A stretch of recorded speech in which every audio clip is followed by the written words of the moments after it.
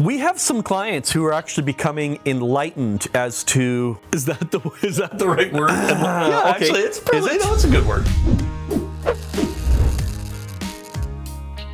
Yeah, I think enlightened's a good word. When sharing video on different platforms, that the aspect ratio makes a difference. It does make a difference. I grudgingly admit, and I mean grudgingly, I grudgingly admit it can make a difference. Facebook, you will typically get higher uptake if you've got a square or a vertical video. Oh, I can't believe I just said that out loud. Vertical video. What are you talking about? Vertical video format, because mobile phones come with a vertical screen. There is this belief that that's an acceptable standard for video. Okay, I mean, I can't argue it. It is. That said, you get more screen real estate when you're using a vertical format.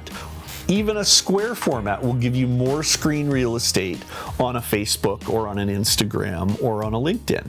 So if you want your message to be bigger, consider using one of those. I can't even say it out loud. It just makes me feel icky. Consider using square or vertical video formats. It's always an interesting question that people ask is, you hold your phone typically like this vertically, as you're pointing out. Yeah. And in this vertical format, people have a tendency, I don't know why, to use it that way even without thinking for photos and for video recording. Yeah. However, if you were to do an actual video production, the preference that we want is landscape, where it's horizontal. And the reason for that is because it just looks so much better in that widescreen view. Well, I mean, most people don't hang their TVs as an upright pillar. Correct. Right? Their monitors are not upright pillars. They're horizontal. And that follows from early cinema. I mean, turn of the century cinema was horizontal. It was more square than even into the 70s and 80s, where it was 185 to 1 or 13 to 1 or something like that in the TV formats back then. When we moved to widescreen, remember letterbox?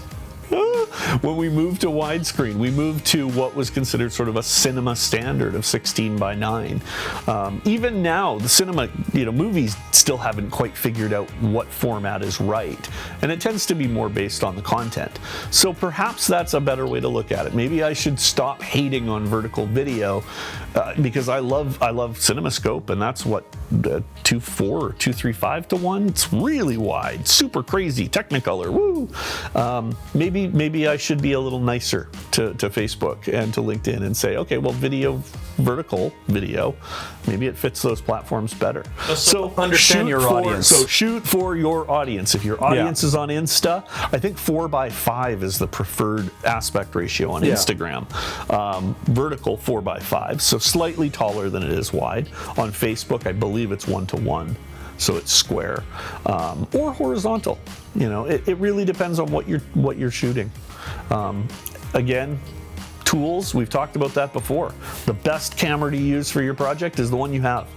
So use it and make something, and output for the platform you're using.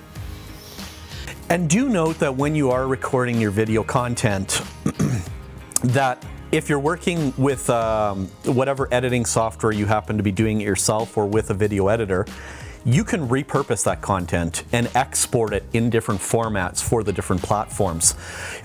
One thing that people tend to forget is that there is value, very strong value, to uploading your video content natively to the social channel that you want to make use on. So, for example, don't just have a video on YouTube and then put a link in LinkedIn or Facebook or Instagram or whatever to your video, because what happens is that within Facebook they need to click on the button to start playing the video that you've linked to YouTube. However, if you went and uploaded it natively, the video file, and put it into Facebook land, so it's a video that resides in Facebook, it will instantly start playing when somebody's on their timeline, they're scrolling down, your video pops up, and it starts. It's there, it's working, and then we get into discussions of video content. Should you have subtitles? Closed captioning. Should closed captioning be enabled? Because by default, audio is disabled on those videos on the platforms when they start playing. Things to think about.